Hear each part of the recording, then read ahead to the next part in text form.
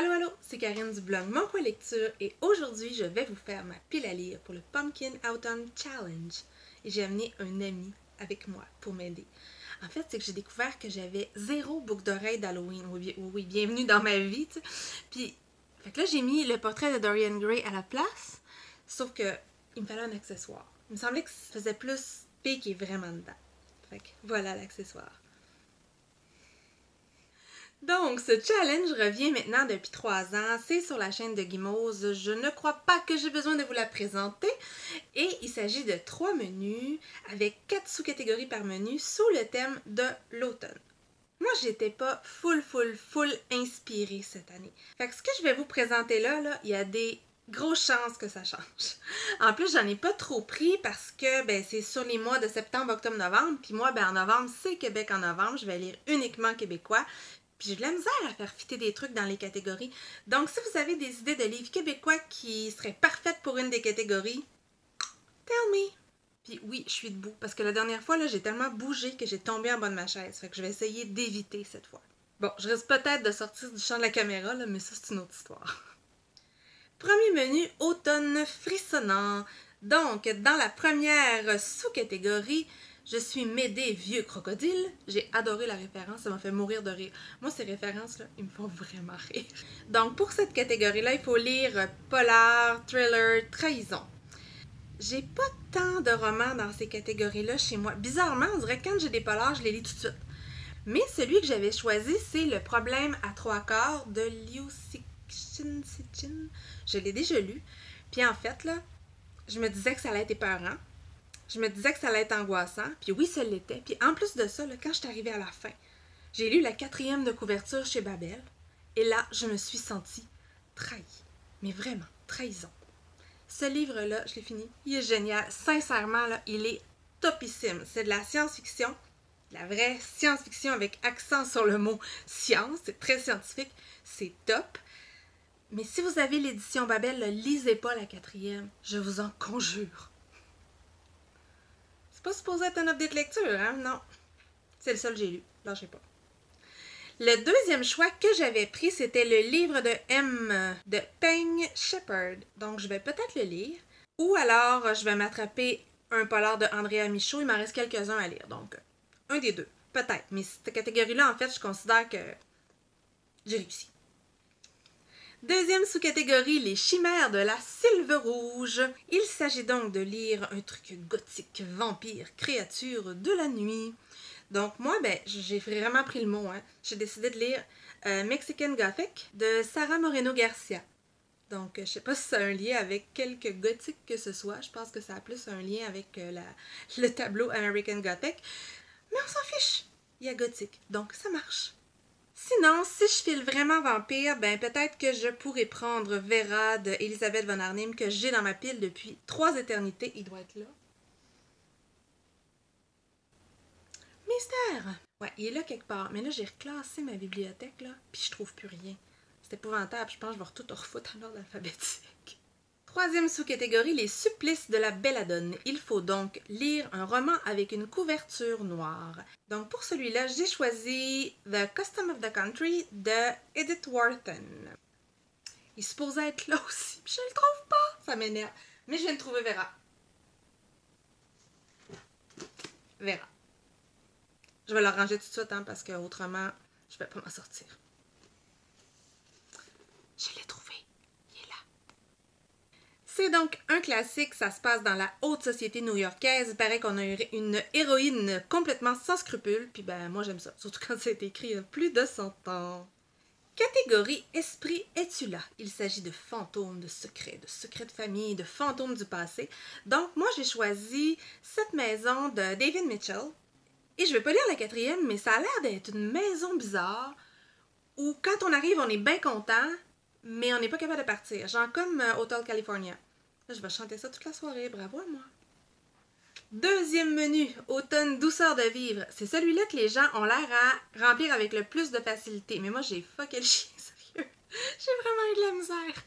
Donc, première sous-catégorie, il fait un temps épouvantail. Un truc qui fait penser à l'automne, à l'Halloween. Sérieux, j'ai rien qui fait penser à l'Halloween. J'ai tout épuisé mon répertoire l'année passée. Il reste plus rien. Fait que j'ai choisi un livre avec une couverture orange. C'est ce qu'il y a de plus Halloween que je peux trouver. Et là, je sais pas il est où, là, je viens de le chercher, je le trouve pas. Mais c'est Lucy in the Sky de Pete Fromm. Puis le roman chez Gallmeister, il est orange. C'est QFT. Deuxième sous-catégorie, siroter un chocolat chaud à la cannelle sous les saules. Il n'y avait pas une histoire de guimauve là-dedans? Non, pas de guimauve, juste des chocolats chauds.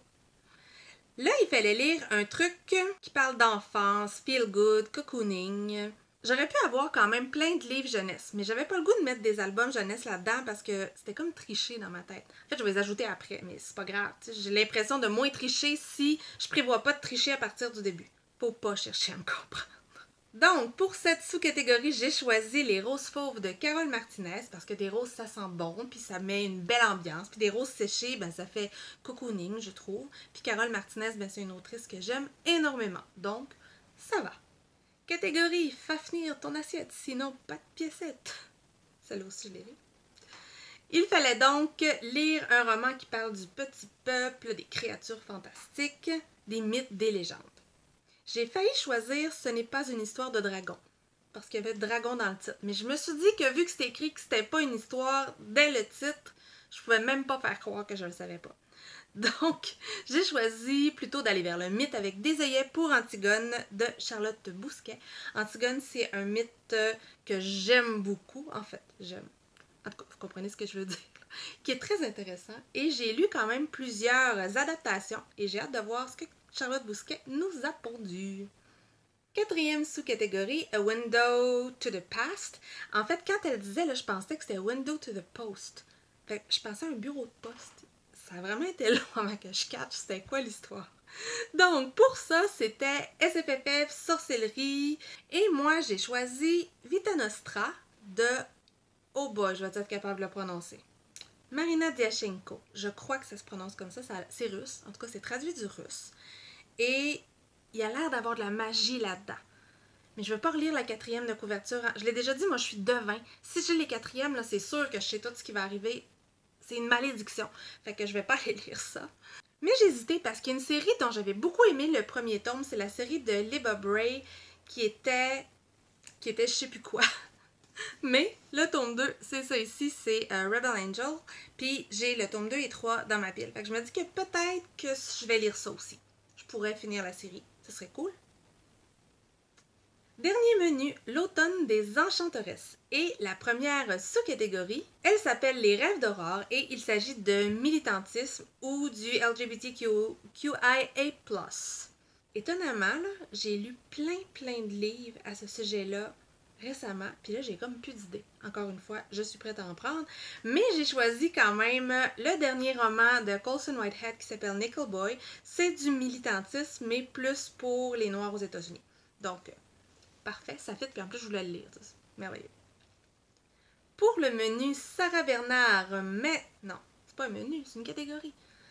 Pour la catégorie Sarah Bernard, monstre sacré. Pour le menu Sarah Bernard, monstre sacré, on parle de dramaturgie et d'art sous toutes ses formes. Donc, moi j'ai choisi Ténèbres de cet auteur que je ne nommerai pas parce que c'est sûr je vais dire des conneries. Et pourquoi j'ai choisi? Parce que c'est écrit qu'il y avait un tatouage chinois.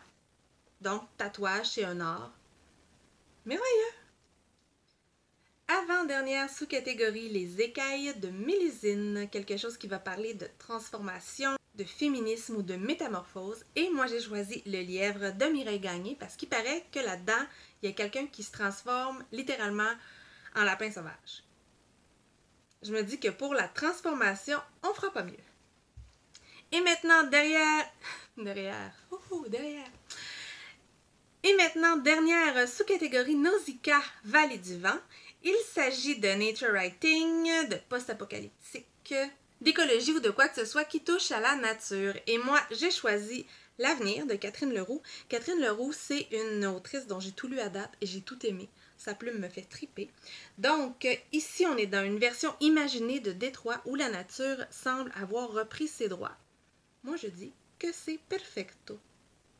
J'ai hésité entre ça puis Betty de Tiffany McDaniels. Fait que peut-être pas lire les deux parce que les deux, ils me tentent en crème. Donc, avant d'être pris dans la lumière du couchant et d'avoir l'air d'un monstre moi-même, comme ça, je vais arrêter cette vidéo-là. Je serais curieuse de savoir si vous participez à ce challenge, qu'est-ce que vous comptez lire, ou s'il y a des trucs dont je vous ai parlé qui vous ont donné envie ou que vous avez lu puis qu'il faut que je lise absolument. Donc, je vous souhaite une bonne journée. Bye!